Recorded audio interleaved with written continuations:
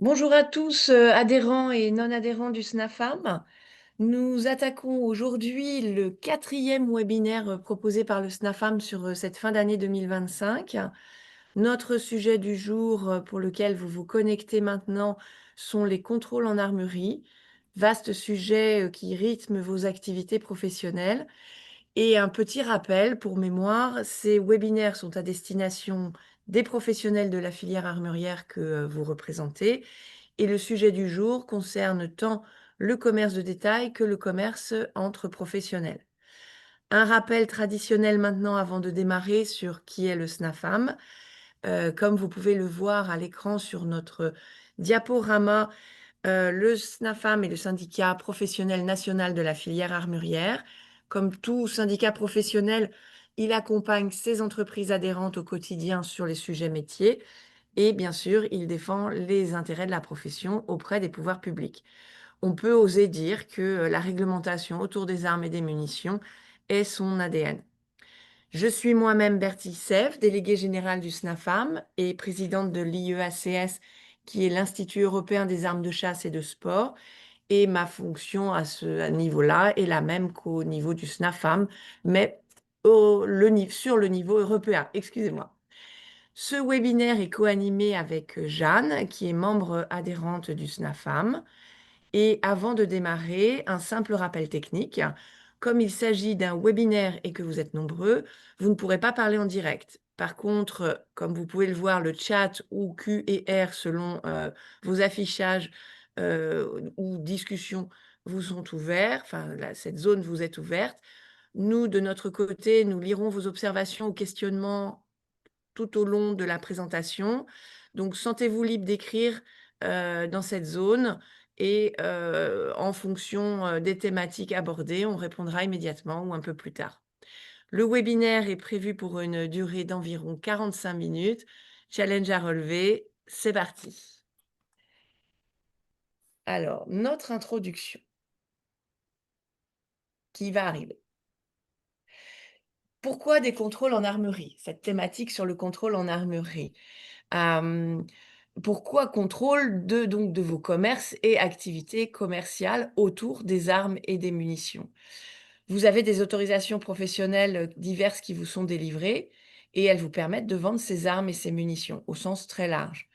Pour les obtenir, pour les conserver, pour les renouveler, vous devez montrer à l'administration que vous faites bonne application, de ces règles en rapport. Par qui sont réalisés ces contrôles? Alors excusez-moi parce qu'il y a quelquefois quelques petits retours intempestifs. Par qui sont réalisés ces contrôles? Ils sont supervisés par le ministère de l'Intérieur directement, donc le Service central des armes et explosifs SCAE, l'acronyme qui a été écrit ici, que l'on connaît tous, mais donc Service central des armes et des explosifs, ou par le service armes en préfecture du département où se trouve votre commerce. Donc ça sera la police, la gendarmerie qui peuvent être mandatés pour représenter. On les appelle communément FSI, Forces de sécurité intérieure. Sur le tableau suivant, qu'on vous présente ici à l'écran, vous pouvez justement voir quand ces contrôles sont réalisés et par qui.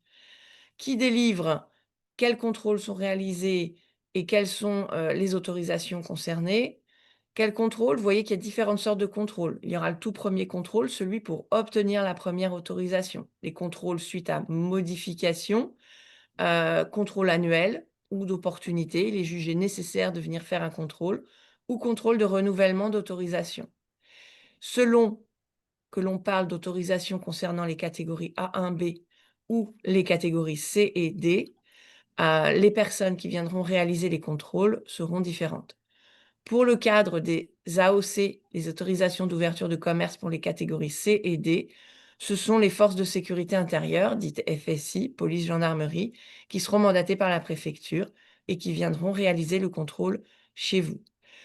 Pour les catégories A1B, ce sera, vous le voyez à l'écran, le SCAE et dans les cas de contrôle modification ou annuel ou d'opportunité, cela pourra être soit les FSI, soit le SCAE. Il faut savoir que les retours, des contrôles sont toujours remontés, au niveau du SCAE qui a connaissance de tous les rapports de contrôle réalisés. Alors, s'agissant des règles du métier, il faut savoir qu'en fait, c'est pas le Service central des armes qui est à l'origine de ces règles, mais c'est bien le législateur. Le Service central des armes, lui, il est là pour vérifier sa correcte application. Donc, on vous a remis ici le chapitre où vous trouvez toutes ces règles, donc dans le Code de la sécurité intérieure. Petite précision pour la suite du webinaire. Donc, on a remis des diapos avec ces textes parce que ce webinaire est amené à vivre par lui-même. C'est des diapos, le texte est écrit en vert, donc on les passera et on ne les lira pas. Par contre, on vous invite, si vous avez besoin de retrouver la référence au texte, à les consulter sur YouTube et à mettre pause si vous avez vraiment besoin d'aller relire précisément un texte. S'agissant du contrôle, donc le service central des armes s'appuie sur une grille de contrôle, ce qui permet d'uniformiser dans toutes les régions ce qui va être vérifié. D'autant plus dans la mesure où parfois, comme l'a expliqué Bertie, ce sont les gendarmeries ou les polices qui vont venir réaliser le contrôle chez vous. Plusieurs choses à noter. Déjà, la grille, elle n'est pas figée, elle évolue en fonction des changements réglementaires. Donc, ce qui va être applicable une année sera pas forcément la même chose qui sera applicable l'année d'après. Pour ça, il faut se tenir au courant des différents changements de réglementation. Deuxième point important sur cette grille, il faut faire attention, cette grille a des titres et des sous-titres et tous les points ne vous concernent pas forcément. Ça veut dire que quand vous avez un contrôleur, lui, il n'a pas forcément la notion de ce qui va vous concerner ou pas, hein. C'est parfois des premiers contrôles de la part des gendarmeries ou des polices. Donc, n'hésitez pas à consulter la grille avec eux pour bien vérifier que ce qui est concerné dans les différents points s'applique à votre cas. Donc, on retrouve dans ce contrôle 5 volets différents qui sont les grands titres. Donc, les différents titres qu'on va aborder sont présentés ici. On va faire le détail juste en dessous. Donc, conformité administrative, sécurité générale des locaux, la conservation précisément des armes, la traçabilité et ensuite divers points qui sont l'affichage, la destruction, la poudre et la vidéosurveillance. Pour compléter ce que vient de dire Jeanne, je vais, aussi ajouter le fait que cette fiche de contrôle, en complément du fait de contrôler que, les questionnements, ou ce qui est observé par rapport à votre magasin vous concerne bien, les fiches telles qu'elles sont rédigées aujourd'hui concernent tant les commerces pour le B2C que pour le B2B, c'est-à-dire la vente au détail ou celui qui vend de, professionnel à professionnel. Donc bien évidemment, certaines exigences existant pour le commerce de détail ne s'appliqueront pas pour des situations de vente, de professionnel à professionnel exclusivement. Concernant la conformité administrative, qui est le premier point qui est abordé dans le contrôle, pour faire simple, on va vérifier que les produits que vous avez, que vous vendez et que vous stockez correspondent à ce que vous avez comme autorisation. On va développer les différentes autorisations plus bas. Le premier conseil qu'on peut vous donner, c'est surtout les autorisations, souvent vous les avez, mais c'est pas opportun de les chercher au moment où vous avez le contrôle. Ce qu'on vous conseille vraiment, c'est de préparer un dossier propre avec l'ensemble des autorisations et comme ça, vous les avez directement accessibles lors d'un contrôle. Il faut également préparer des rappels. Il y a certaines autorisations qui ont des échéances, qui sont données pour des durées limitées. Donc, on vous conseille vraiment d'avoir des rappels pour vous rappeler qu'il faut renouveler une autorisation. C'est dommage d'arriver au moment d'un contrôle et de se dire, mince, c'est périmé depuis un an et on n'a pas fait le renouvellement. Donc là, on va vous aborder maintenant, on va rentrer dans le détail, des différentes autorisations que vous pouvez être amené à présenter. Forcément, vous n'êtes pas obligatoirement concerné par l'ensemble de ces autorisations. Nous l'abordons de façon, exhaustive. Concernant la catégorie A1B, le document à présenter, comme vous en voyez un petit bout, à l'écran, est une décision, émise par le SCAE, Service central des armes et explosifs du ministère de l'Intérieur, qui porte autorisation heu, de fabrication et de commerce d'armes, éléments d'armes et munitions. Vous aurez un numéro qui est présent, ça on le terme communément utilisé, l'acronyme utilisé est AFCI Et ce qui est important, ce sont les points de contrôle qui vont être réalisés. Parce que vous pouvez vous dire: «Mais cette autorisation, l'administration, là, et les connaît la connaît». Bien sûr, mais c'est à vous aussi d'aller, continuer de vérifier que tout est en adéquation. Par exemple, les catégories accordées, bien évidemment, vous ne pouvez pas avoir des flux au sein de votre livre de police numérique dit LPN, pour des catégories pour lesquelles vous n'avez pas les autorisations. Localisation, ce point est très important. L'adresse, à laquelle se situe le local, se doit d'être exactement, physiquement, la même, que celle qui est mentionnée, donc sur le papier, sur, la décision. Parce que vous pouvez avoir, déménagé, ne serait-ce même que d'un numéro dans la même rue. Vous devez le signaler, aux autorités compétentes parce qu'il s'agit d'une modification qu'il faut, prendre en compte et qui peut nécessiter un nouveau, contrôle type premier contrôle. Et également, comme l'a signalé Jeanne tout à l'heure, la date de validité de votre, support, enfin de votre décision, sachant que pour rappel, les premières demandes, sont délivrées pour 3 ans maximum. Quand on dit maximum, cela veut dire que ça peut être moins. Le renouvellement jusqu'à 10 ans, et si vous êtes dans le cas d'une AFCI mixte, c'est-à-dire qui est délivrée à la fois par la DGA pour les catégories A2 et pour le SCAE pour les catégories A1B, le renouvellement sera de 5 ans maximum. La raison en est simple, c'est que la catégorie A2, elle, est restée sur une délivrance maximum de 5 ans. Donc du coup, la FCI A1B se calera sur cette même durée maximum. Concernant les catégories C et D du commerce de détail, la différence avec, la FCI pour la catégorie A1B, c'est que, ce document qui est un arrêté préfectoral aujourd'hui, qui porte autorisation d'ouverture de commerce, donc qui est communément appelé AOC, qui est délivré par la préfecture du département où se trouve votre local, votre commerce, il est délivré pour une durée indéterminée. Alors les points de contrôle, comme noté sur la diapo, sont, quasiment les mêmes. Est-ce que les catégories accordées sont bien les catégories, pour lesquelles vous, avez généré des flux dans le cadre de votre activité? La localisation, pas de changement. Les dirigeants, attention, s'ils ont changé, il faut l'avoir signalé. Donc ça peut être, en tout cas de figure, madame à la place de monsieur, monsieur à la place de madame, un enfant, si c'est une transmission, c'est plus simple, il y a moins de problématiques. Ce sont plus des changements de dirigeants internes qu'on oublie, de signaler. Et donc cette spécificité de durée indéterminée, de cet, arrêté préfectoral, durée indéterminée, sauf aussi qui est à la main de la préfecture qui peut, décider, de lever ou de suspendre l'autorisation si il y a un problème, de conformité ou autre. Petite précision sur les dirigeants, ce qui est important de vérifier, c'est qu'en fait, le dirigeant colle avec le cabis. Puisqu'on a souvent des restructurations qui paraissent, basiques et où en fait, c'est la même personne, mais sur le cabis, il y a des changements et donc c'est vraiment ça qu'il faut vérifier, c'est que le cabis colle avec ce qui est inscrit sur, l'autorisation, puisqu'en fait, en cas de contrôle, c'est ça qui va être vérifié. Et c'est difficile d'expliquer: «Oui, mais ch en fait, si, mais c'est ma holding qui a le» voilà, le mieux, c'est d'être prêt, d'avoir les bons documents avec des correspondances, qui sont, très faciles à lire en lecture directe.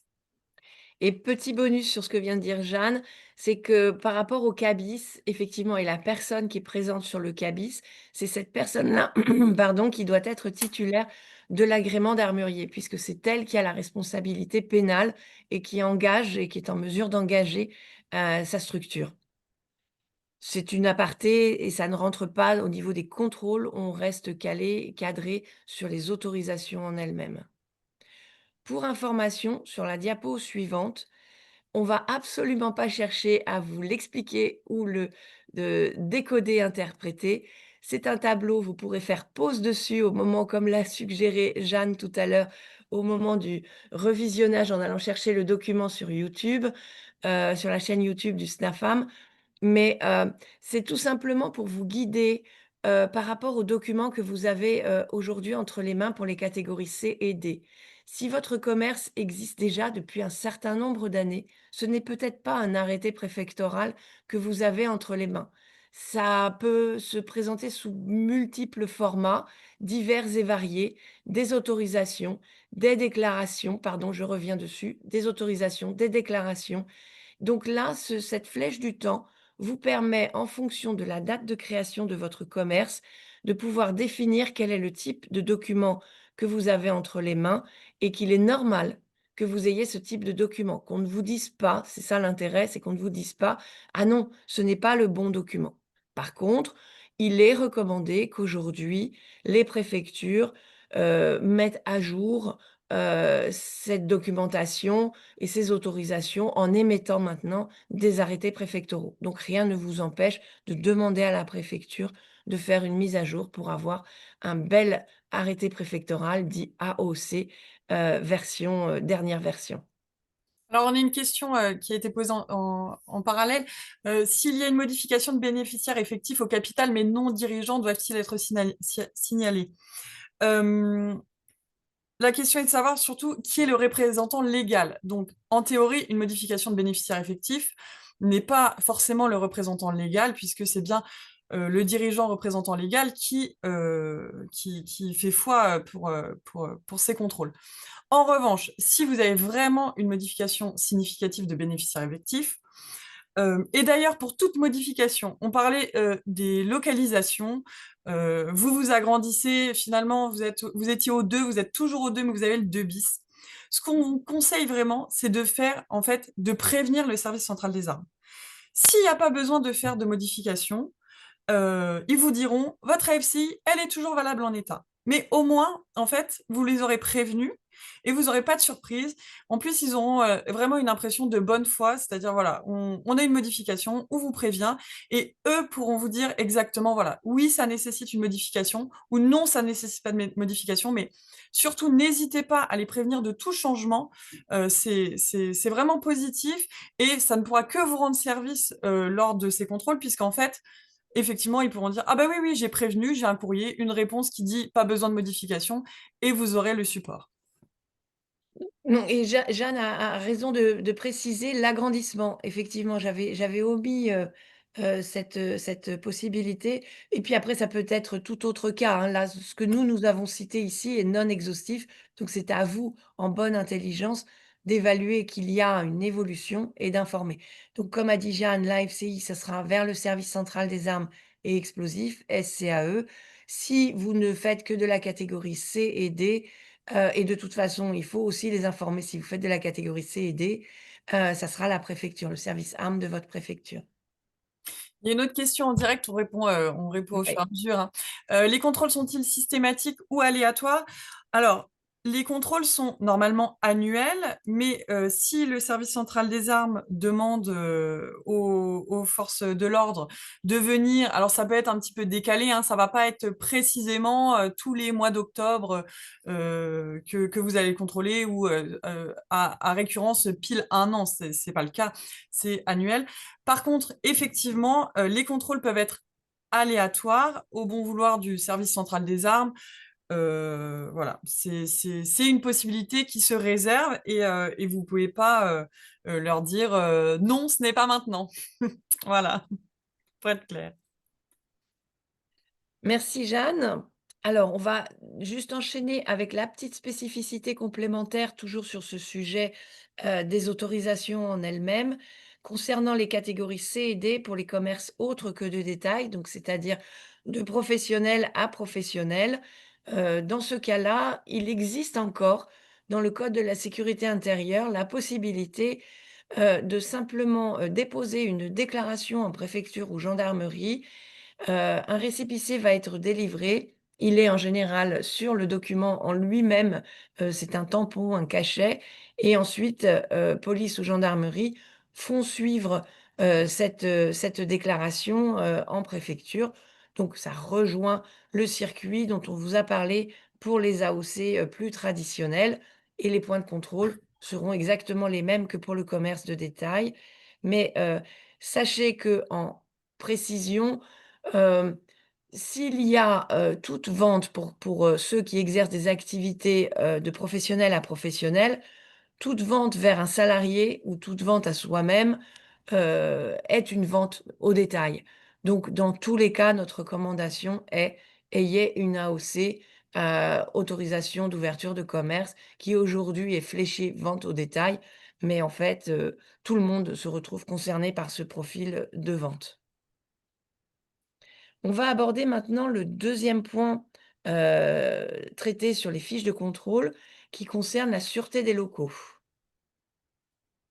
Donc sur la sûreté des locaux, donc ça concerne toutes les catégories, hein. En fait, c'est assez simple. Ce que le législateur a voulu mettre en œuvre, c'est que, on empêche tout accès non autorisé et avoir une sécurité physique suffisante dans dans les commerces ou les grossistes qui détiennent, des armes. Donc il y a 2 points importants, pour ça. Il y a une partie qui est vraiment législative et ensuite une partie qui est recommandation du service central des armes, donc qui est vérifiée pendant les contrôles. Il faut savoir que l'exigence sera toujours plus forte en fonction de la dangerosité de l'arme. Donc des catégories B, forcément, ont plus, il y a une exigence plus importante pour les locaux que pour des armes blanches ou toute autre catégorie D. Il y a aussi un point important qui est abordé, qui en fait, la personne qui va venir faire le contrôle va aussi étudier tout l'environnement autour de votre armurerie et ça va être propre à votre environnement à vous. C'est, la manière, si vous êtes, dans la campagne, si vous êtes dans une zone commerciale, comment c'est organisé, la distance à laquelle la gendarmerie ou la police peut intervenir avec, les délais, voilà. C'est tout ça qui va être étudié dans cette partie et ça correspond vraiment à votre situation sur site, à vous.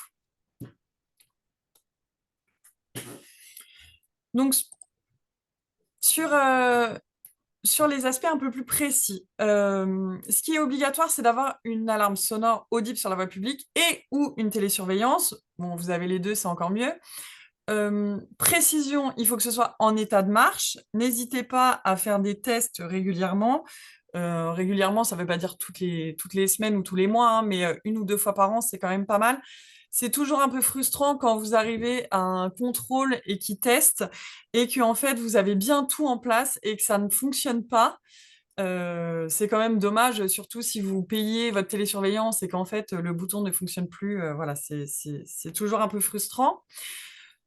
Lors des contrôles, si vous avez des alarmes sonores ou des télésurveillances, ils vont regarder le positionnement des détecteurs. Il faut que le positionnement des détecteurs soit cohérent par rapport où sont positionnées les armes, donc ouverture, les passages, les zones qui sont les plus dangereuses. Et ensuite, ils vont aussi étudier la manière dont sont protégées toutes vos entrées, sorties, fenêtres, portes, vitrines, fenêtres, avec des grilles anti-infraction ou des vitres sécurites. Attention, pensez bien, souvent ils sont oubliés, mais par contre, les forces de sécurité ne les oublient pas. Ce sont les sky domes. Il y a beaucoup, beaucoup de cambriolages qui se font par les toits, donc il faut bien que les sky domes, qui sont des ouvertures, soient également protégés. C'est important, ça fait partie des vérifications qui sont faites pendant les contrôles. Donc pour rebondir sur ce que dit Jade en conclusion, c'est que, l'idée c'est, à vous, de d'analyser et de réfléchir, en bon père de famille, pour, se dire: «Est-ce que, on permet est-ce que tout ce que nous avons mis en place, n'empêchera pas, s'il y a lieu d'y avoir, des tentatives d'effraction, mais ralentit au maximum pour laisser le temps aux forces de l'ordre, d'intervenir. Voilà. On donc sur la diapo suivante, vous retrouvez les textes en vert comme on l'a vu tout à l'heure et là vous retrouverez le détail des attendus, au niveau, juridique. Le troisième point d'aujourd'hui, enfin et du contrôle surtout dont on parle aujourd'hui, concerne les conditions de conservation et de présentation des armes, de leurs éléments et des munitions. Alors, je profite juste avant qu'on attaque ce point-là pour répondre aux questions qui ont été posées Ah en. pardon, je Est-ce reviens. Est-ce qu'il y a un délai? Non, non, mais ça concerne pas ça, ça concerne toujours le contrôle, donc tu peux rester sur la diapo. Est-ce OK. qu'il y a un délai de prévenance? Alors, en théorie, oui. C'est rare qu'ils ne prennent pas rendez-vous pour la simple et bonne raison qu'il faut que votre commerce soit ouvert, que vous soyez là. En théorie, il faut un représentant légal. Donc voilà, donc c'est très rare que vous soyez pas prévenu. Après, délai de prévenance, il n'y a pas de délai de prévenance, ils peuvent vous prévenir la veille. Par contre, si vous expliquez que vous êtes en congé, voilà, je vois pas comment le contrôle pourrait se tenir. C'est pas l'objectif. À moins qu'il y ait vraiment une volonté de vous faire un contrôle surprise parce qu'il y a quelque chose que vous faites mal et que voilà, mais c'est pas la volonté du service central des armes n'est pas de coincer les gens, c'est de venir faire une vérification réglementaire. Donc, en théorie, c'est pas comme ça que ça se passe. Vous êtes prévenu en amont, on prend rendez-vous avec vous pour s'arranger pour que vous soyez disponible. Donc, vous êtes prévenu, mais le délai de prévenance n'est pas prévu en tout cas Par les textes non, par les textes, il n'y a rien de prévenu, de prévu et je vais rebondir sur une autre question derrière, sur les autorisations de commerce et certaines qui ne sont pas modifiées par les préfectures suite à des changements de propriétaires et donc la question fait suite à l'observation de Jeanne ça va impliquer que le cabis peut être différent de l'autorisation de commerce. Effectivement, la préfecture peut, même si le signalement a été fait, ne pas générer un nouvel arrêté préfectoral. Mais logiquement, normalement, le magasin concerné doit avoir reçu un accusé-réception, une prise en compte de l'information de la modification. Donc elle n'apparaîtra pas forcément sur l'arrêté préfectoral, mais il devrait y avoir une pièce jointe. Après, s'il y a une situation où il y a aucune réception, aucune confirmation. Surtout, gardez bien précieusement le dossier. Toutes les pièces doivent être envoyées avec des accusés-réception pour que vous puissiez justifier de votre bonne foi, de l'information qui a été transmise et après là, vous ne pouvez plus aller au-delà. Vous avez réalisé le processus d'information qu'il était nécessaire de réaliser, et voilà. Mais par contre, il n'est pas anormal que l'arrêté préfectoral en lui-même ne soit pas forcément modifié. Deuxième, je rebondis aussi sur les cabis parce que ça va faire partie des interrogations que vous pourrez vous poser. Si vous avez des détentions en cascade, notamment des holdings avec des présidences par la holding, c'est effectivement pas vous directement qui serez affiché. Si vous avez deux cabis pour montrer qu'en cascade, c'est quand même vous, c'est possible aussi, c'est pas une anomalie. Voilà, le cabis n'est pas obligé d'être unique, ça peut être deux cabis en cascade qui prouvent qu'en fait, vous êtes le dirigeant de fait du commerce.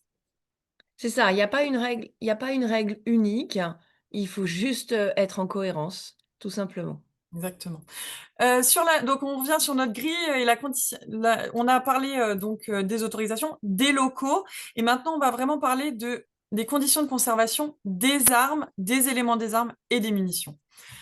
Tout simplement, l'objectif c'est que ça soit stocké de manière sûre, voilà, et le stockage est précisé en fonction de la catégorie et donc de la dangerosité des différentes armes.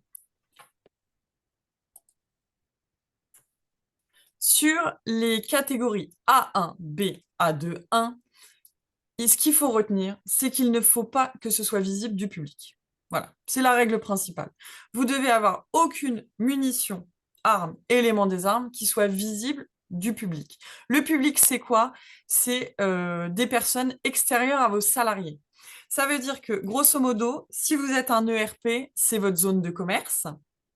Ce qui veut dire que vos réserves, qui ne sont pas accessibles au public, là où seuls vos salariés peuvent aller, ce n'est pas visible du public. C'est important parce que sur la zone de stockage, il va y avoir une petite différence de règles entre ces zones qui sont vraiment accessibles au public, le RP, le magasin, et ces zones non accessibles au public. Sachant que quelqu'un qui fait uniquement du B2B, il aura surtout des zones non accessibles au public. Voilà, ça c'est important de le préciser pour les règles de stockage. Pour les règles de stockage des catégories B, si c'est dans l'ERP, c'est-à-dire dans le magasin, vous n'avez pas beaucoup de place, vous avez besoin de tout mettre dans votre zone de travail, il faut que le stockage soit entièrement fait dans un coffre fort, donc soit de plus de 350 kg, pardon, soit scellé au mur ou au sol, C'est la même chose pour les catégories B. Donc ça, c'est la règle pour si c'est à l'intérieur de votre zone de commerce. Si en revanche, la zone est non accessible au public, on vous autorise à stocker donc soit l'arme complète dans les mêmes conditions, le coffre de plus de 350 kilos, ou bien même une chambre forte avec porte blindée, soit on vous autorise aussi à démonter un élément de l'arme et ne stocker que cet élément de l'arme dans une zone sécurisée, dans les mêmes conditions. Ce coffre, c'est au mur. Pour les munitions de catégorie B, c'est un peu différent. Si la zone est vraiment réserve non accessible au public, elles peuvent être conservées hors coffre.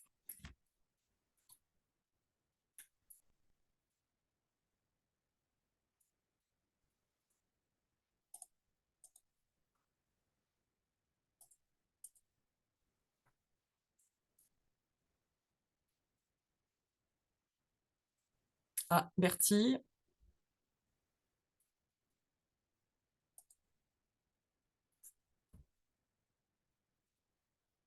On a Bertie qui a coupé.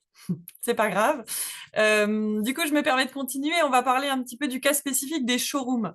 C'est une nouveauté du service central des armes qu'il a ajouté à ses grilles parce que de plus en plus d'armureries avaient donc cette, cette pièce spécifique aux catégories B dans lesquelles elle permettait de faire rentrer du public. Le service central des armes s'est positionné clairement sur le sujet. Ils ont appliqué une tolérance avec des conditions très précises. Notamment, la première tolérance, c'est que ce soit dans une chambre forte à porte blindée, vous accueillez vos clients, mais dans cette chambre forte, ou bien dans une pièce classique verrouillée, mais dans ce cas, il faut que les armes soient vraiment rendues inutilisables, donc avec l'enlèvement d'un élément de l'arme. Toutes ces pièces, de toute façon, les armes de catégorie B qui sont présentées doivent avoir un dispositif qui empêche leur enlèvement contre la volonté de l'armurier, verront de ponté, câble, peu importe. En tout cas, un client qui rentre avec vous dans cette pièce ne doit pas pouvoir s'emparer de l'arme derrière vous.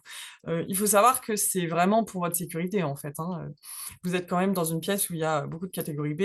Rien ne dit que quelqu'un a des munitions dans la poche. Voilà, l'objectif du législateur, c'est vraiment de protéger les gens.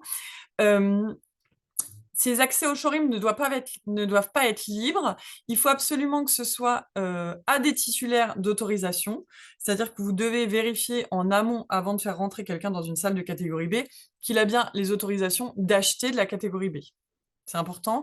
Bon, commercialement parlant, en plus, voilà, ça évite d'avoir des curieux qui viennent simplement pour voir. C'est pas forcément pertinent. Donc, de toute façon, ça va dans le sens du commerce. Ça, c'est les points importants sur le showroom. Alors, par rapport à la question qui se pose en ligne en parallèle, le législateur réglemente-t-il la sécurité numérique stockage des licences sur serveur CNI? Actuellement, non. C'est-à-dire qu'il n'y a pas de sécurité numérique qui est prévue par le Code de la sécurité intérieure, sachant que le service central des armes n'est là pour vérifier que si ces articles sont appliqués. Voilà, c'est pas aujourd'hui prévu dans le Code de la sécurité intérieure, donc non, il n'y a pas de réglementation sur la sécurité numérique. Bertie, en ton absence, on est passé à la diapo suivante sur le showroom.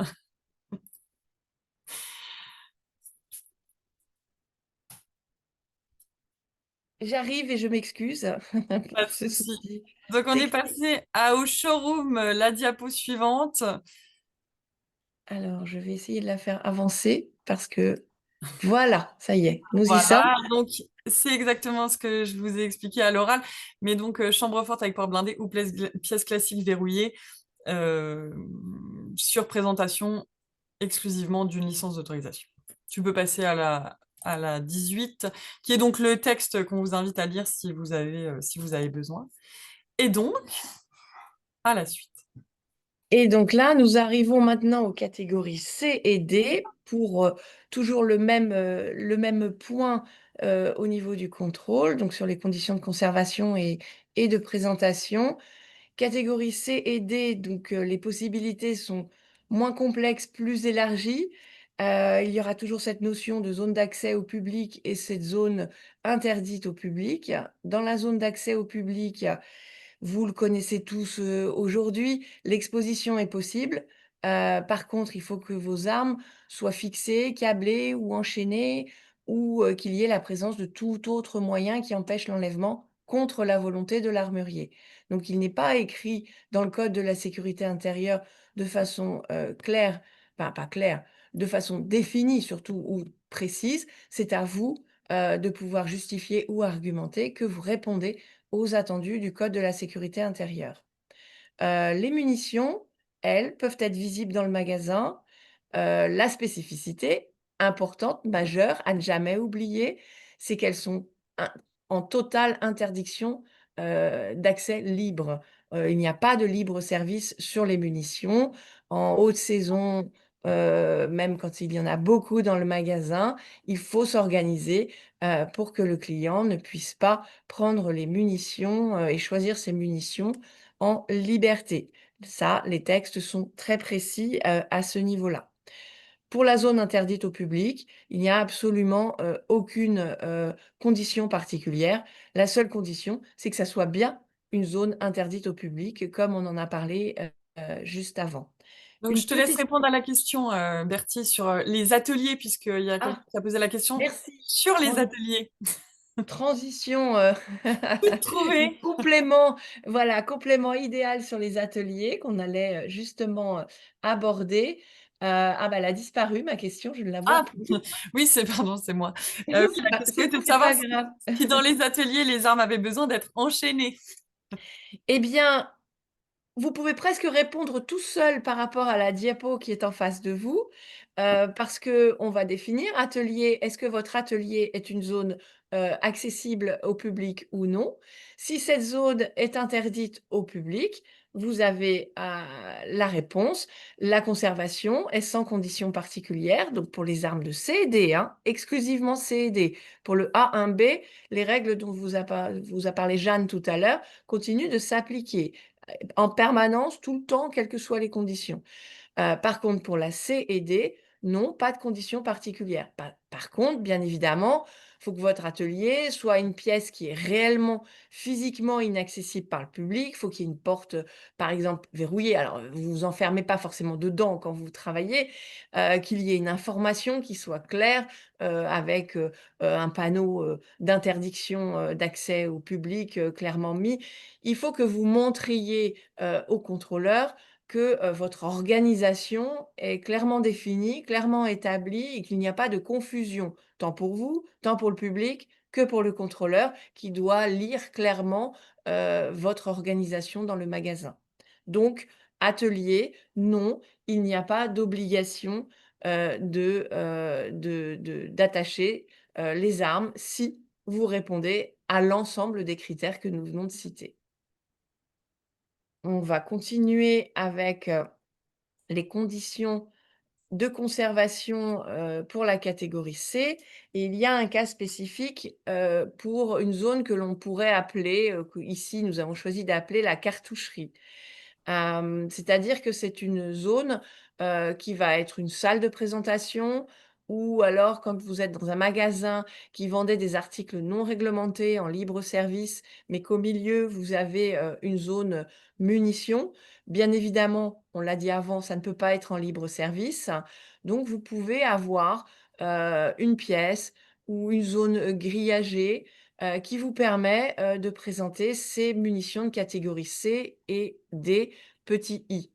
Donc elles seront sur étagère, mais cette zone, cette salle de présentation, si on peut l'appeler comme ça, ne sera pas libre d'accès au public.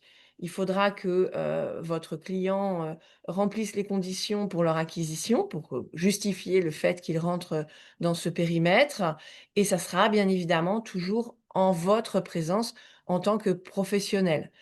Voilà, donc pour les catégories B, en complément, on vous rappelle, elles peuvent être présentes dans la cartoucherie. Surtout, c'est plus aisé si c'est plus pratique pour vous, ça évite de rentrer, sortir, d'aller chercher dans une autre zone, autre secteur du magasin. Par contre, les conditions, on va répéter nous, en permanence les mêmes choses, seront qu'elles devront être conservées soit dans le coffre-fort de plus de 350 kilos dont vous a parlé Jeanne tout à l'heure, qui ou alors qui est scellé au sol ou au mur et pas de présence visible possible. Donc on les pose pas du tout sur les étagères. Les règles qui vous ont été expliquées avant continuent de s'appliquer, bien évidemment, tout au long, des cas de figure divers et variés que vous pouvez avoir au sein de votre commerce. Alors Bertie, on a 2 questions directes. Je réponds à la première s'agissant des photos. Est-ce que le service central des armes a le droit de faire des photos de tout ce qui leur plaît? Il n'est pas prévu dans la loi que le contrôle doit être documenté de photos. Mais la question à se poser, c'est pourquoi ça vous dérange qu'ils fassent des photos? Finalement, souvent, ça sert à montrer que quelque chose est bien fait ou est mis en place. Quand c'est des forces de sécurité intérieure, police ou gendarmerie, ils vont envoyer le dossier complet au service central des armes. Donc souvent, ils aiment bien documenter effectivement 2 photos de ce qu'ils ont vu. Voilà. Donc, ce n'est pas prévu par la loi, mais c'est bien de l'accepter. S'ils ont envie de documenter avec des photos, il n'y a pas de raison principale majeure de leur refuser. Voilà. Pour la question sur les vitrines, qui présentent des couteaux de poche ou cuisine ou des sprays lacrymaux, doivent-elles être verrouillées? Là, il y a plusieurs réponses, parce que ça concerne plusieurs catégories. On parle de la catégorie D, et les articles qui sont classés au petit a, petit b, petit c de la catégorie D et alors j'ai pas parlé, des armes à air comprimé qui, elles, rentrent, doivent respecter les règles de la catégorie C, donc être attachées et non prenables librement, contre la volonté, du professionnel. Mais pour revenir au petit a de la catégorie D, donc les armes blanches et on va parler des couteaux, mais vous me parlez des couteaux de poche ou cuisine. Couteaux de poche et cuisine, s'ils ne sont pas classés au sens du petit a de la catégorie D, ce ne sont pas des armes par nature, donc il n'y a pas d'exigence, il n'y a pas d'attendu. Donc là, c'est plus pour votre, en général, la façon dont c'est organisé, c'est plus pour vous, pour la démarque inconnue ou pour votre propre sécurité, pour éviter de laisser, trop accessible, des choses qui peuvent, se retourner contre vous, dans votre propre magasin. Mais il n'y a pas d'exigence juridique réglementaire. Par contre, pour les sprays lacrymaux ou les contacteurs de choc, là, il est bien dit clairement que, ces objets doivent être rangés de façon à ce que ça soit, pareil, non accessible, au public et donc, on arrive à la vitrine qui est fermée à clé, donc oui, ça doit être, verrouillé et non accessible.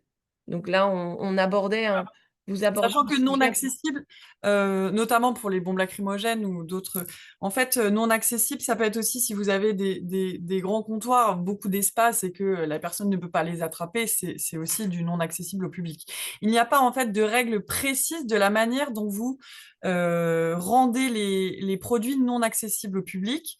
Ça veut dire que le contrôleur, il va se positionner comme un client lambda dans le magasin et il va voir s'il peut facilement l'attraper. Voilà, grosso modo, hein. La règle, c'est ça. Exactement. Donc le fermer à clé va être oui, quand vous avez un magasin dans lequel il y a un libre service et que vous avez une vitrine au milieu du magasin. Et là, on revient à l'observation de Jeanne. Je suis au milieu, est-ce que j'ai facilement accès ou pas aux produits concernés? Est-ce que je peux me servir tout seul? Voilà. On a une question sur les espaces privés. On pourra y répondre, mais il faudra nous la développer parce que je ne comprends pas la question. En fait, la question concernait les photos.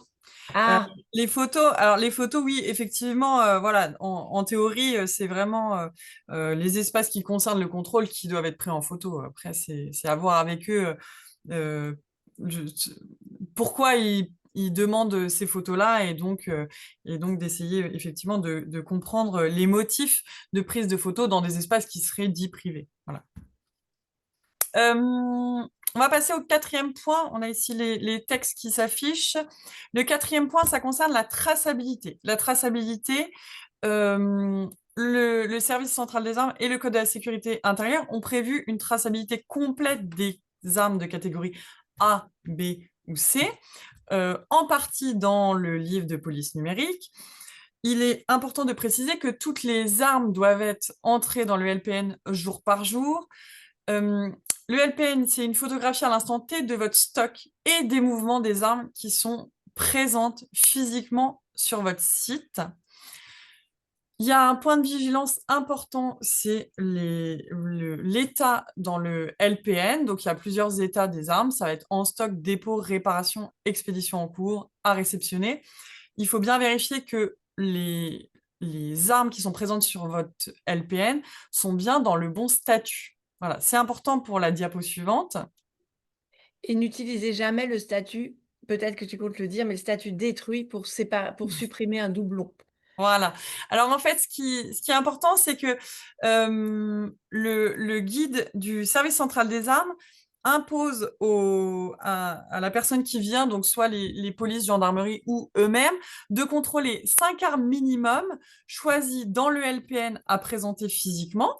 Donc ils vont dans votre LPN, ils sélectionnent des armes qui sont censées être chez vous. Attention, être chez vous, ce n'est pas forcément en stock. Ça peut être chez vous en réparation ou être chez vous détruite dans statut de destruction. Et ils vont vous demander de les présenter physiquement. À l'inverse, ils vont faire aussi 5 contrôles minimum choisis aléatoirement physiquement. Ils vont trouver des armes chez vous et ils vont vous demander de leur montrer dans le LPN et vérifier aussi leur statut. Ce qu'on vous conseille absolument, il arrive qu'il y ait des coquilles dans votre LPN pour diverses raisons, notamment les doublons qu'évoquait Bertie. On vous conseille de vérifier régulièrement la concordance de votre stock réel avec le livre de police numérique. Vous prenez votre livre de police numérique, vous avez la possibilité de faire des exports Excel que vous imprimez et vous faites un inventaire pour vérifier que votre livre de police numérique correspond à la réalité physique de votre stock en armurerie. C'est toujours dans ces contrôles-là, les contrôleurs en vont choisir voilà, 10 minimum. Euh, il y a souvent, ils tombent sur la seule qui n'est pas dedans. Et c'est vrai que c'est toujours un peu dommage quand au quotidien, on fait tout pour que ça se passe bien et qu'on renseigne tout, qu'on tombe pile poil sur la coquille qui a été faite à un instant T et qu'en fait, on aurait pu résoudre très facilement. Donc vraiment, on vous incite à vérifier votre LPN 1 à 2 fois par an, hein, voilà, c'est suffisant, mais ça permet de ne pas se retrouver lors d'un contrôle à bafouiller et chercher pour quelle raison une arme est là ou pas là d'ailleurs, euh, alors que si on l'avait fait au calme, on aurait pu facilement résoudre des soucis en amont. Sur la réparation des armes, donc vous connaissez la règle et surtout l'exception. Donc, il est prévu par le texte de loi que vous puissiez ne pas rentrer dans le LPN une arme qui va passer seulement une journée chez vous. À savoir que ce cas ne s'applique vraiment pour les armes qui ne vont pas passer une nuit chez vous. C'est facile, c'est parce qu'en fait, en cas de cambriolage, si vous n'avez pas renseigné une arme qu'on vous a déposée en réparation, on ne saura pas qu'elle était présente chez vous. Euh, Ce qu'on vous conseille, c'est de ne pas utiliser cette possibilité. En fait, en réalité, dans les magasins, vous avez beaucoup de gens qui vous amènent une arme en réparation. À moins que vous le fassiez tout de suite, ils vont vous dire, bah voilà, je reviens dans 2 heures, et cette personne a eu un souci et ne va pas revenir dans les 2 heures. Il va falloir penser à dire, ah mais attends, cette personne-là m'a amené une arme, il m'a dit qu'il revenait, il n'est pas revenu. C'est en fait assez compliqué à mettre en œuvre, surtout si vous en avez plusieurs dans la même journée. Donc le conseil qu'on peut vous donner, qui est le plus efficace, c'est ne, en fait, ne pas faire rentrer d'armes. Une arme rentre dans le magasin et elle rentre dans le LPN. C'est beaucoup plus simple à gérer que d'essayer de faire des spécificités sur des réparations qui vont durer potentiellement 12 heures. Donc toujours sur, cette notion de registre et de traçabilité, pour, les registres qui resteraient, qui sont contrôlés, de façon complémentaire, il reste, en dehors du livre de police numérique, la nécessité de gérer le suivi des éléments d'armes et la vente de munitions pour les catégories A1B. Donc ça peut être tenu sous format registre papier ou dématérialisé. Bien évidemment, le dématérialisé est le format le plus, actuel et le plus simple à suivre. Un petit rappel qui peut paraître une évidence, hein, mais parfois dans certains contrôles, on l'a vu comme demande. Les munitions de catégorie C, nous vous confirmons qu'elles ne sont absolument pas concernées par la tenue de registre, tant en entrée qu'en sortie. Ensuite, si votre magasin a été créé avant 2021, qui était la date de mise en route du livre de police numérique, il est nécessaire de conserver l'ensemble des registres papier, toutes catégories, que vous avez pu avoir dans l'histoire de votre magasin. Ils se doivent d'avoir été clôturés avec la mention, LPN sur le côté droit, du registre qui correspond aux sorties et heu et même si vous transmettez votre magasin, ces registres doivent rester dans le magasin parce qu'ils sont l'histoire des flux, qui ont été générés, au travers, de votre structure. Donc il est très, très important de ne pas, se dire: «Ça m'embarrasse, je vais les jeter». Non, il faut les conserver. Après, il y a d'autres règles si vous fermez votre magasin, mais ce n'est pas le sujet du jour. Sur quoi savoir, quoi qu'en faire, pardon, je vais y arriver. Toujours sur la traçabilité, la spécificité de la vente par correspondance. La vente par correspondance, rien ne change, les mêmes pièces sont à contrôler, tout va dans le même sens. Par contre, vous devez de conserver pendant 10 ans, les pièces justificatives qui vous auront été transmises. Elles seront différentes selon la catégorie B, pour l'achat d'armes de catégorie B ou pour l'achat d'armes, de catégorie C.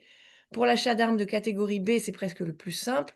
Vous avez uniquement à conserver réglementairement, la pièce d'identité, copie de la pièce d'identité et pour les armes de catégorie C et D, enfin C dans notre cas, puisque c'est ce qui est tracé dans le livre de police numérique, la pièce d'identité plus le justificatif qui a permis l'acquisition de cette arme de catégorie C. Donc soit le permis de chasser avec sa validation, soit la licence en cours de validité d'une des 3 fédérations ou la carte de collectionneur. Sur la traçabilité, on a 2 questions sur le LPN avant que tu Oui, passes aux destructions. La première, c'est les armes déposées anonymement. S'il y a une arme qui est déposée anonymement, en fait, vous devez simplement la créer dans votre LPN. Comme une arme en fait qui arriverait de l'étranger qui n'est jamais passée par le LPN. C'est important parce que vous, en fait, si on trouve à un moment cette arme, on va vous dire que voilà, vous êtes pas conforme, que vous cachez des armes. À l'inverse, si la personne, elle l'avait, elle, dans son livre de police numérique, c'est-à-dire qu'elle existait déjà dans le livre de police de quelqu'un quelque part, si vous la créez, certes, ça risque de créer un doublon, mais finalement, c'est pas très grave. Vous, vous êtes conforme et cette personne-là, elle l'aura pas sortie de son propre LPN. Donc, souvent, ces armes qui sont déposées anonymement, en fait, n'ont jamais été rentrées à un instant T dans le LPN. Donc, c'est à vous de les rentrer dans le LPN avec votre propre nom. En fait, hein, vous serez le créateur de cette arme. Déposée anonymement, c'est pas un souci en soi. L'important, c'est que vous ayez bien cette arme dans votre propre livre de police si elle est en stock chez vous. Alors, à noter que c'est sûr que c'est un petit peu plus compliqué de juste récupérer une arme puisqu'il va falloir trouver le numéro RGA de cette arme pour qu'elle soit bien renseignée dans votre livre. Mais voilà, la procédure, c'est ça, c'est vraiment la créer comme une nouvelle entrée, comme si c'était une arme qui venait d'un autre pays, puisqu'en fait, déjà, de base, à un moment, toute arme qui vient même d'un autre pays est à un instant T créée dans le LPN. Deuxième question sur la restitution, en fait, des armes restituées ou livrées au client final sont revenus dans le LPN. Tout ce qui concerne les doublons ou anomalies, parce que on sait qu'il arrive qu'il y ait des anomalies qui sont faites dans le LPN, notamment parce qu'il y a des armes qui sont créées dans le LPN hein, par des armuriers et des importateurs. Il faut faire des demandes spécifiques. Il y a un formulaire de contact au service central des armes dans un service spécialisé dédié au LPN. Et c'est eux qui vont résoudre ces problèmes-là. Si vous avez fait cette demande, voilà, après, vous n'avez rien d'autre à faire que d'attendre que eux régularisent la situation. Souvent, c'est quand même assez rapide. Les situations sont, ils ont l'habitude. Ils ont vu depuis ces quelques années quasiment tous les cas qui existent, donc ils sont assez rapides pour régler toutes ces problématiques-là, ou au moins vous apporter des réponses sur les sujets évoqués. Jeanne, je reviens juste rapidement sur la question par rapport à l'arme qui a été déposée en magasin. Sans identification de son propriétaire et la question est: «Mais si cette arme a été utilisée pour un méfait, vol ou recel?» Donc la procédure pour compléter le propos de Jeanne est bien évidemment immédiatement entrée en stock. On trace l'arme, on la rentre dans le système, mais il faut parallèlement à ça que vous informiez la préfecture de la situation de cette arme spécifique. Voilà, vous encodez et vous informez la préfecture. Alors la préfecture ou le SCAE, tout dépendra de la catégorie de l'arme concernée. Alors, je pense, Bertie, que la personne ne dépose pas en disant j'ai fait un méfait, mais Non, non, non, mais ça non, veut dire, mais non, mais ça veut dire qu'en fait, il faut se dire que la date à laquelle vous allez rentrer l'arme en stock sera justement la date qui sera prise en compte. Donc, ça veut dire que si le méfait a été fait il y a 10 jours, hier ou avant-hier, et que elle est en stock chez vous 2, 3 semaines plus tard, il n'y aura aucune difficulté. On sait très bien que vous l'avez récupérée à partir de cette date-là. Donc, ça ne pose pas de difficulté, en fait, en réalité, si elle a été utilisée pour un méfait ou un vol. Voilà, il y aura une concordance des dates qui sera prise en considération. Euh, oui. Et la dernière question sur la CNIL? voilà, alors sur la CNIL, très intéressant, c'est des sujets qui reviennent souvent et la CNIL s'interroge sur nos pratiques professionnelles. Il faut savoir que on a le droit de conserver les informations légales et pour des durées très longues, puisque nous, c'est une demande de 10 ans, lorsqu'un texte nous l'impose. Donc la CNIL ne peut pas vous empêcher de garder ces documents. La seule chose que la CNIL peut vous reprocher, c'est de ne pas avoir informé le client que vous allez garder ces documents pendant 10 ans. Voilà. Donc, en fait, la CNIL, sur ce sujet des conservations des 10 ans des documents pendant 10 ans, ne peut pas vous reprocher de les conserver, mais par contre, vous devez à un moment donné, au moment où vous prenez les documents du client, lui dire, voilà, euh, ces documents vont être conservés pendant 10 ans. Alors, charge à vous de savoir comment vous allez prévenir le client. Est-ce que en magasin, vous avez un petit écriteau que la CNIL peut vérifier, que vous pouvez lui envoyer en photo pour dire, voilà, tout document confié à votre armurier est conservé pendant 10 ans? Est-ce que c'est sur votre site internet une information au moment d'un dépôt des documents? Est-ce que c'est quand si les gens vous les envoient par mail, un retour par mail automatique qui dit si vous nous avez déposé des documents, sachez qu'ils vont être conservés pendant 10 ans? Peu importe, la CNIL est très souple sur la manière de prévenir le client. L'important, c'est que le client soit prévenu. Mais attention, cette possibilité qui nous est, donnée, par dérogation de conserver plus longuement des documents ne concerne que la vente par correspondance, pas la vente en magasin. Alors, est-ce que j'ai toujours tout le monde? Oui. On continue? Est-ce que C'est vous parti. m'entendez? Très bien. OK, Je pardon. peux y aller. Destruction. On va passer à notre point 5, sur nos divers points maintenant, qui, vont concerner le contrôle. Alors sur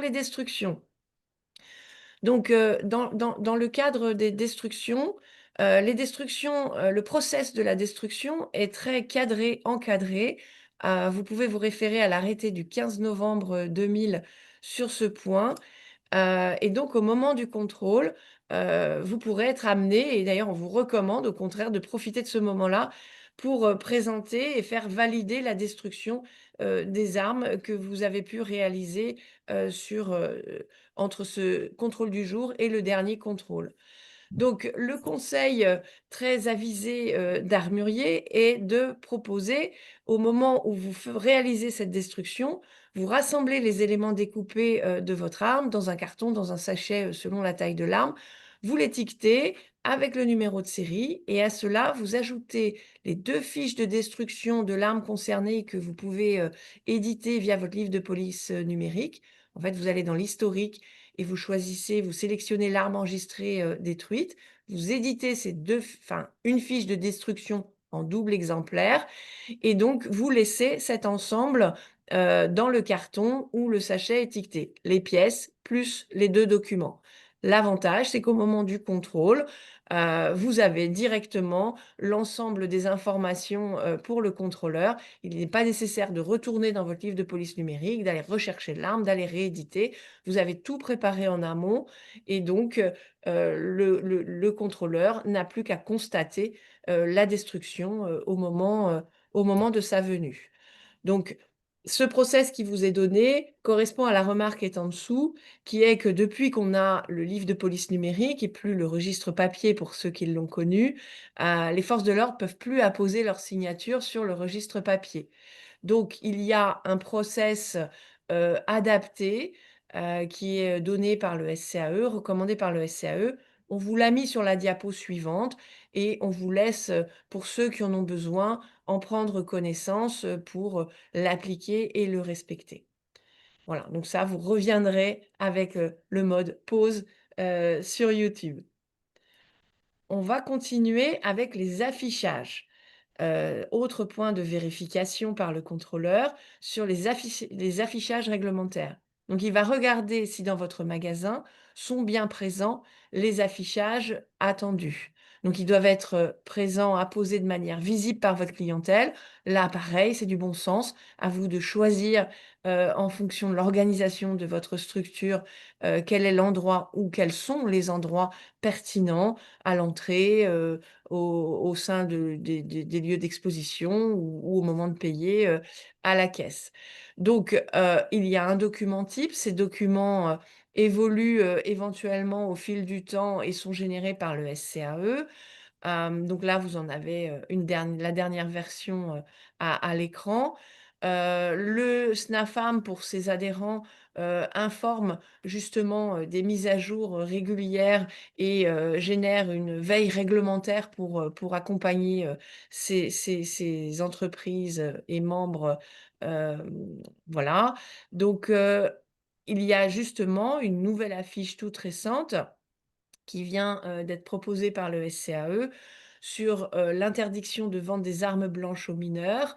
Donc armes blanches, ce ne sont pas forcément, les articles classés au petit a de la catégorie D. C'est d'une façon plus générique, des armes dont on vous a parlé lors de notre tout premier webinaire sur la nouvelle réglementation sur les armes blanches et les couteaux.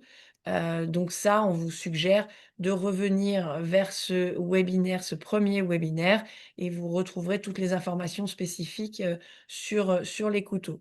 Donc voilà, donc cette partie, affichage, est contrôlée, par le SCAE au moment de leur venue.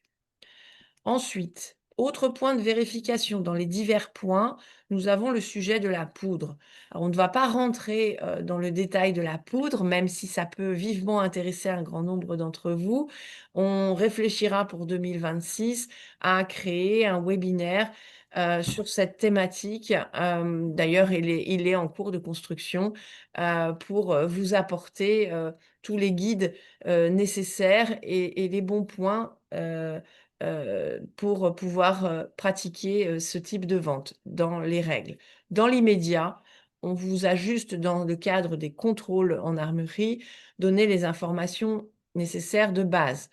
Si, vous stockez plus de 2 kilogrammes de poudre en bidon au sein de votre magasin, vous devez d'avoir en votre possession les 3 documents qui sont présents à l'écran. Le premier, c'est l'autorisation individuelle d'exploitation. Cette autorisation individuelle d'exploitation, elle est délivrée, pardon, au nom du dirigeant. Elle est elle va vérifier votre honorabilité, un peu comme votre agrément d'armurier pour notre sujet, armes et munitions. Vous devez avoir un agrément technique, donc ce sont des arrêtés préfectoraux pour ces 2 points-là, qui lui est lié au local. Il va évaluer la sûreté des lieux, les mesures contre le vol et si vous avez des salariés, vous devrez fournir une étude de sécurité, au travail pour la protection de ces salariés. Donc l'agrément technique va plus correspondre à nos autorisations d'ouverture de commerce pour nous, les armes, les munitions. Et en dernier point, le certificat d'acquisition sur lequel sera notée la quantité maximum, de poudre, autorisée qui peut être, achetée, et qui a une durée de validité maximum d'1 an. Donc ça, c'est très important et le contrôleur vérifiera si vous êtes bien à jour à ce niveau-là. Attention, un petit warning, pour le formulaire, il y a un formulaire de demande pour le certificat d'acquisition. Ce formulaire de demande, même tamponné, n'est pas le bon formulaire. Vous devez recevoir un formulaire qui ressemble à ceci, qui est le certificat d'acquisition de produits explosifs. Et ce qui est important, c'est que, il est normal. Alors on va selon le sens dans lequel on se positionne. Si vous êtes vendeur de poudre, à un armurier détaillant par exemple, vous devez d'avoir contrôlé et vous en avez la responsabilité d'avoir contrôlé que, votre client est bien en possession de ce certificat d'acquisition. Si vous êtes, vous, l'armurier détaillant qui allait revendre ensuite, au détail, ces bidons de poudre, vous devez d'être en possession de ce certificat d'acquisition et il est donc normal qu'on vous l'exige et que votre fournisseur vous l'exige. Voilà, on ne va pas rentrer plus dans le détail sur ce sujet poudre. Il est important de retenir ces 3 points: autorisation individuelle d'exploitation, agrément technique et certificat d'acquisition. On va Alors pas Bertrand, Oui, on a 2 pardon. questions sur les destructions. Ah, La première, c'est, est-ce qu'on quand on a une arme qui nous est déposée pour destruction et qu'en fait on n'a pas accès à la personne, qui était propriétaire de cette arme à l'origine, par exemple un dépôt par les forces de l'ordre, heu comment supprimer les armes du SIA du détenteur d'origine. En fait, c'est pas votre problème. Grosso modo, vous avez une arme qui arrive dans votre magasin, soit vous avez, une information sur l'origine d'où elle vient et donc vous pouvez la récupérer du livre de police de quelqu'un, peu importe qui, soit vous n'avez pas cette information et soit parce qu'elle est inconnue, soit parce qu'elle n'a jamais été dans les LPN, peu importe, vous la créez dans votre livre de police. Votre seule responsabilité, c'est vous d'avoir votre livre de police numérique qui colle avec votre réalité physique dans vos locaux. Hem, il existe des doublons, dans le LPN, c'est pas quelque chose qui est, heu, qui n'arrive pas, hein, voilà, il y en a.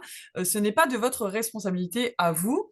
Le détenteur d'origine qui a sur son LPN, devra lui, de son côté, faire le nécessaire pour faire supprimer, les armes de son LPN. Mais en fait, chacun est responsable de son propre LPN. Voilà, grosso modo, c'est ce qu'il faut retenir.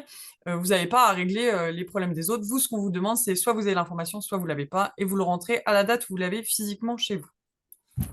pour les délais de conservation sur le sujet de la destruction, pour les délais de conservation après destruction et contrôle, par les forces de sécurité intérieure, et beh, il n'y a pas de délai. C'est une problématique sur laquelle nous, au niveau du SNAFAM, nous avons, souhaité, travailler et qui est restée en cours, pour le moment. On souhaite qu'elle soit, reprise parce qu'il y avait un projet, qui était un bon projet pour nous, qui donnait justement un délai pendant lequel les forces, de l'ordre étaient informées de la mise en destruction, d'armes, puisque vous le notifiez dans votre livre de police numérique et ce qui leur permettait ensuite d'organiser ou de programmer une visite, s'ils l'estimaient nécessaire dans ce délai pour contrôler la bonne, destruction selon le process qu'on vous a présenté là au cours de ce webinaire. L'idée, c'est pour vous éviter d'avoir justement, une attente avec, du stock, d'armes détruites, qui augmente, au fil du temps. Donc on reviendra sur cette thématique, à travailler, avec le SNAFAM, pour qu'on puisse simplifier cette mesure, sachant que l'armurier est un tiers de confiance et que dans la démarche, à partir du moment où il a réalisé l'ensemble du process, qui est montré, c'est qu'il a exécuté comme cela se devait d'être exécuté. Donc c'est un sujet, à travailler pour le On a moment. une question sur le prix. Donc, quel prix conseillez-vous de demander aux gendarmes? On va pas donner de conseils sur le prix. Mais par contre, ce que je peux vous dire, deux choses. La première, c'est déjà qu'il faut que ça ait un prix. C'est déjà important. Euh, pour la simple et bonne raison que ça prend du temps. Ça prend du temps, ça prend de l'énergie. Il va falloir faire différentes démarches, le mettre dans votre LPN, le passer la destruction, sortir du LPN. Vous avez le processus, c'est long et fastidieux. Et ensuite, vous allez devoir le stocker. Il y a aussi un coût de stockage, hein, ça va prendre de la place dans vos locaux. Et le stockage, comme l'a expliqué Bertie, c'est d'une durée indéterminée. Voilà. Donc n'hésitez pas à donner un prix qui correspond au taux horaire que vous pratiquez en atelier, plus un prix complémentaire de stockage, puisqu'en fait, il va falloir stocker ces armes d'études jusqu'à ce que quelqu'un vienne à poser sa signature. Voilà. Donc, ce qui est sûr, c'est le plus important à retenir, c'est qu'il faut absolument que ça ait un prix. Ne vous inquiétez pas, euh, en fait, en réalité, les gendarmes ou les polices qui amènent des produits en destruction s'attendent à ce qu'il y ait un prix et s'attendent à ce qu'il y ait un prix un peu élevé. Voilà, on s'attend pas à ce que ce soit 40 euros comme une petite prestation de réglage facile, quoi. Ça reste une démarche qui est longue et qui demande du temps.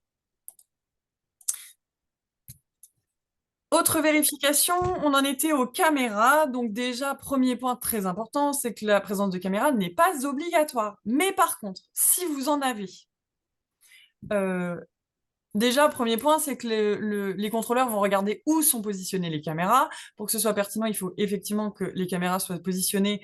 Il y a deux règles clés, c'est les points d'entrée et de sortie, puisque ça permet de savoir les flux dans vos locaux. Et ensuite, le deuxième point, c'est les zones de risque. Voilà, c'est les deux points clés qui sont regardés pour savoir si les caméras sont bien positionnées. Les caméras, c'est très bien, ça permet une levée de doute rapide en cas d'intrusion. N'hésitez pas, si vous avez la possibilité de le faire, c'est très pertinent de mettre des caméras sur vos toits. Encore une fois, les toits ne sont pas assez surveillés et si vous avez, tout comme les skydomes, on en parlait plus tôt, mais c'est vraiment intéressant puisqu'en fait, dans le cadre des levées de doute, c'est souvent un endroit qui est oublié, qui est pertinent de surveiller. Sur la diapo d'après, on a les obligations réglementaires en ce qui concerne les caméras. Donc, si vous avez une surveillance vidéo, il faut absolument une autorisation préfectorale de surveillance. Et ça va être vérifié par les forces de l'ordre. Les autorisations préfectorales de surveillance, grosso modo, il y a ce que ça filme, combien il y a de caméras, combien de temps elles sont conservées. On y revient, mais en fait, c'est surtout, ça passe devant une commission à la préfecture où il y a un représentant de la CNIL qui va venir vérifier que il y a une adéquation entre votre risque, qui est d'armerie, et ce que vous filmez. Voilà. On va vérifier que vous faites pas du zèle et que vous filmez plus que votre risque, grosso modo. Il faut aussi prévenir les employés, donc avoir une information à vos salariés comme quoi vous les filmez. Et ensuite, un affichage réglementaire qui doit se mettre à toutes les entrées de vos locaux. Dès lors que les gens sont filmés, ils doivent être au courant en fait, hein. C'est toujours la même problématique avec la CNIL. C'est pas gênant d'avoir des informations sur les gens, de les filmer, de garder leurs données. L'important, c'est que les gens soient prévenus. Donc, merci Jeanne. On a fait donc là le tour des 5 points de la fiche de contrôle dans le cadre du contrôle en armerie. Donc, on le rappelle, la conformité administrative tout d'abord sur le site, la sûreté générale des locaux, les conditions de conservation des armes et des munitions selon les catégories, la traçabilité, et puis un certain nombre de divers points comme l'affichage, la destruction des armes, la poudre et la vidéosurveillance. Et donc, pardon, si je ne suis pas en règle. On répond juste aux dernières questions Ah, qui sont pardon, alors posées. vite, je Alors, c'est toujours reviens. sur les destructions, ça mériterait un webinaire, un flash webinaire destruction. Il y a beaucoup de Destruction, c'est questions sur le ça, sujet. oui. Oui, oui, bah, une fois que c'est détruit et que ça a été validé, que le processus est terminé, que ça a fait l'objet d'un PV par les forces de l'ordre, oui, c'est de la ferraille. Voilà, tout simplement. Il n'y a pas de... Voilà, effectivement. S'ils font des destructions aléatoires comme un ferrailleur, bah en fait, c'est pas votre problème, hein. Voilà, vous avez votre responsabilité. Mais par contre, si les forces de l'ordre font autrement, voilà, ça ne relève pas de votre responsabilité. Et sur le fait qu'ils ne payent pas, il y a des process avec les forces de l'ordre, notamment les chorus, qui effectivement sont parfois un peu longs.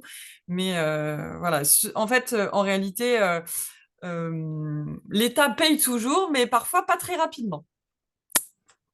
Sur la question, sur même si on ne reçoit du public, j'ai pas d'informations sur le fond. Oui. Est-ce que ça concerne les caméras? Est-ce que ça concerne les affichages? Donc, on peut pas répondre en l'état, faudrait reposer la question. Les armes prises en abandon simplifiées il y a quelque temps, bah même sujet, hein, en fait. Oui, oui, si les gendarmes vous les amènent pour destruction, hein, des fois ils en ont reçu des tonnes, hein, des fois 800, 900. Si vous les amènent, bah, facturez le temps passé pour toutes ces armes à détruire. C'est un vrai sujet, hein, quand ils ont eu 800 armes et qu'ils vous les amènent pour destruction, vous pouvez pas vous permettre de dire, vous pouvez faire un forfait, mais je vous invite à ne pas le faire gratuitement. C'est un vrai service et encore une fois, ça demande du temps, surtout quand il y en a beaucoup. Mmh. Voilà. À qui facturer Chorus Pro, Oui. je profite, mais n'hésitez pas en fait à bien demander les bons de commande. Sur Chorus, il y a des bons de commande et ils sont obligés de vous les fournir et de vous donner toutes les informations. Un conseil, demandez-les en amont avant de réaliser la vente. Voilà, c'est le seul conseil qu'on peut vous demander. Effectivement, en fait, vous avez encore le pouvoir de réaliser ou non une vente. Ne réalisez pas une vente tant que vous n'avez pas toutes les informations préalable pour faire votre facture sur Chorus. Si vous n'avez pas les informations, euh, ne faites pas la vente. C'est votre seul moyen, à un moment donné, de pouvoir récupérer ces informations. En tout cas, cela me fait penser, au travers des réponses que Jeanne vous apporte, des questionnements que vous avez, je pense et vous le dites aussi, en clin d'œil, d'un webinaire destruction. Mais très sérieusement, oui, je viens de le noter et je pense qu'on va réfléchir à monter un webinaire sur cette thématique et du coup, une thématique d'accompagnement, sur l'aspect administratif avec, Chorus. Parce que ça n'est pas à la portée de tout le monde. Tout le monde, n'a pas, n'a pas cette, cette expérience administrative, de gestion administrative. Donc oui, c'est noté. Et pour 2026, vous nous avez donné une thématique active et à travailler. Oui. Alors, il y a une question sur les caméras, si on ne reçoit pas de public. En fait, la question n'est pas si on ne reçoit pas de public. Bon, si vous ne recevez pas de public, déjà, ça peut concerner quand même vos salariés. Et si vous ne recevez pas de public, c'est pas la question qui se pose, c'est est-ce que vous filmez du public? C'est-à-dire que si à un moment donné, vous êtes dans une zone où vous avez un trottoir qui passe devant votre porte d'entrée et que les gens peuvent être vus sur les caméras, se pose cette question de vidéosurveillance. C'est vraiment, en fait, qui est filmé, peu importe si vous recevez du public ou pas. Voilà, c'est en fait, grosso modo, vous allez faire un plan et vous allez matérialiser sur votre plan les angles de vue de vos caméras. Donc voilà. Et là, on va se poser la question, est-ce qu'il y a des gens qui passent ou pas dans ces angles de vue? Tout simplement. Sur la partie oups, je ne suis pas en règle, ça arrive, bien sûr. Mhm. Ça arrive d'autant plus qu'en fait, il y a des réglementations qui évoluent très vite et, et c'est pas toujours facile d'être informé de ces réglementations. Grâce au SNAFAM, vous serez informé quasiment en temps réel de ce qu'il faut mettre à jour. Mais c'est pas toujours évident de le tenir. Alors, premier conseil déjà, c'est dès que vous avez une information sur une mise à jour réglementaire, faites-le tout de suite. Des fois, quand c'est un panneau d'affichage, etc., il vaut mieux le faire tout de suite et ne pas reporter à plus tard. Il suffit qu'il y ait un contrôle qui se fasse dans une prise de rendez-vous dans la semaine suivante par hasard et vous vous retrouvez pas en règle sur un truc en plus dont vous aviez l'information. C'est quand même un peu dommage. La deuxième chose, c'est que s'il y a quelque chose sur lequel vous n'êtes pas en règle et qui est plus compliqué à mettre en œuvre, c'est-à-dire qui demande du temps, de l'argent, euh, on vous invite vraiment à prévenir le service central des armes. En fait, en réalité, eux, ils sont là pour assurer la sécurité publique et ils vont essayer de trouver des solutions avec vous. Euh, Vous leur faites un courrier, un mail. Les mails fonctionnent très bien aussi avec le service central d'armes. Vous expliquez la situation en disant, bah voilà, aujourd'hui je suis face à cette anomalie-là et j'ai pas de solution à court terme. J'envisage de faire ça, mais ça va pas être fait d'ici demain pour X raisons. S'il y a des travaux à faire, une grille à mettre, voilà. Vous expliquez les motifs. et lancer les démarches de régularisation, le service central des armes sera d'autant plus compréhensif que vous vous êtes manifesté.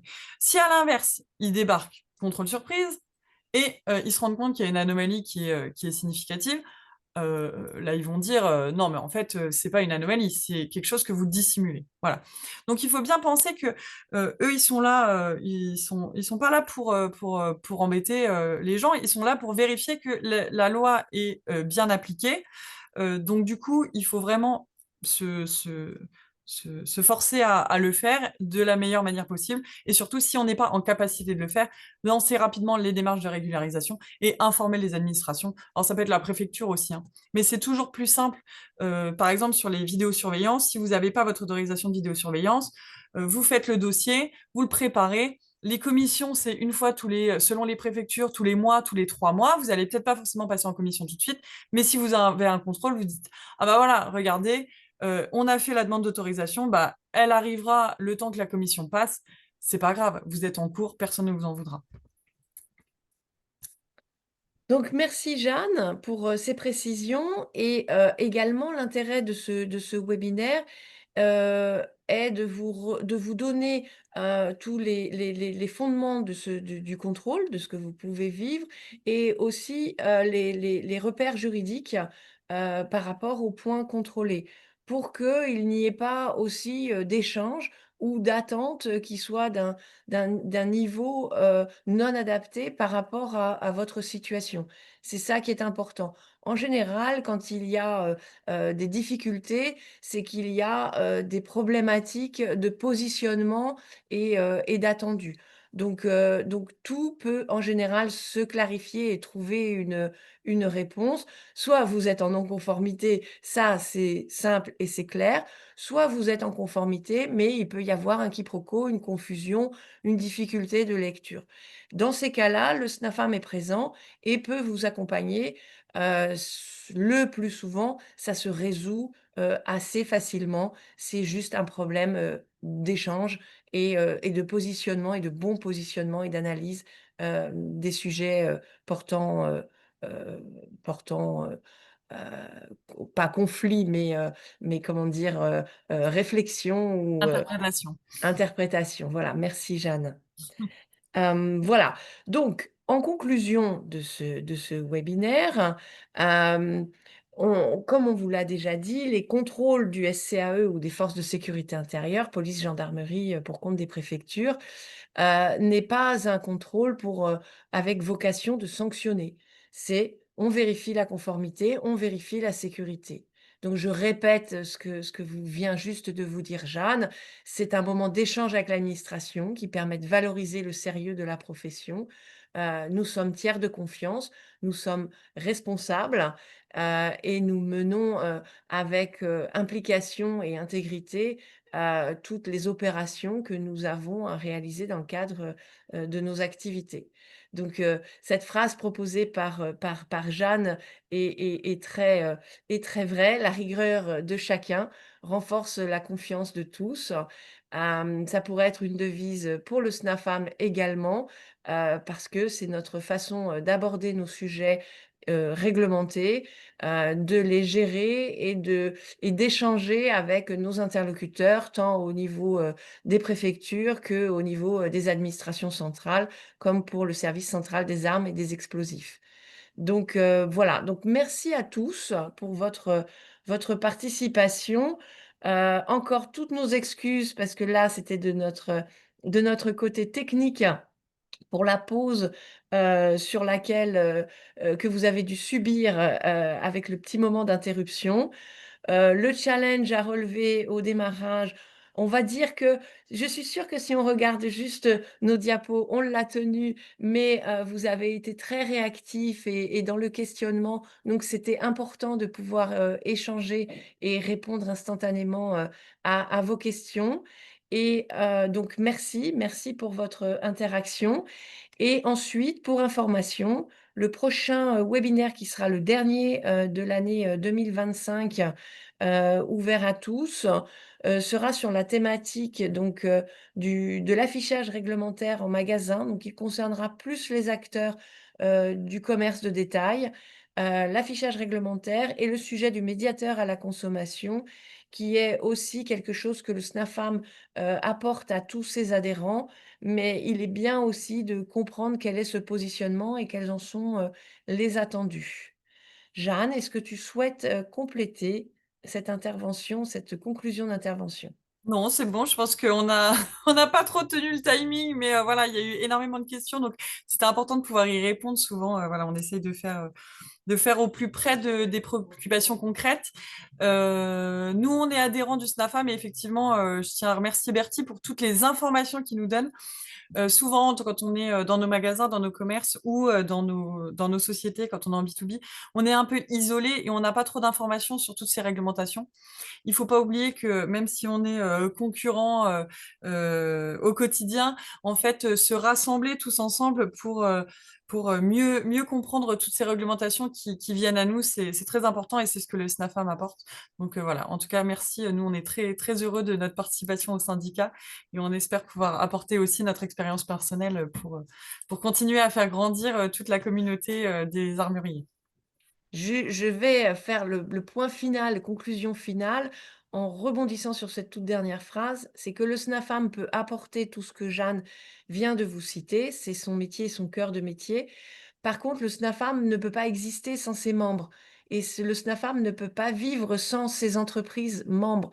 On a besoin de vos retours d'expérience, on a besoin de vos vécus, on a besoin de se nourrir de vous et vous l'avez vu, dans le cadre de nos webinaires, quand, on peut, co-construire, participer ou faire vivre avec vous, c'est bien plus, concret, pratico-pratique et donc je remercie encore Jeanne pour son implication, parce que, en fait, le SNAFAM, ce n'est pas le SNAFAM qui parle à des entreprises de façon descendante, c'est le SNAFAM qui échange avec les entreprises, ces entreprises du secteur, de la filière armurière et donc on vous remercie tous pour, votre côté, proactif, d'échange et toujours dans l'idée de construire, même si, ça n'est pas toujours facile et que, rien, il y a une certaine complexité, mais voilà, l'idée c'est de construire et de trouver des solutions.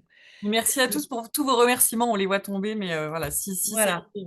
donc on- on va arrêter cette salve Voilà, réciproque de remerciements et on va vous souhaiter une bonne journée et très merci bonne journée, pour, à bientôt. pour votre suivi.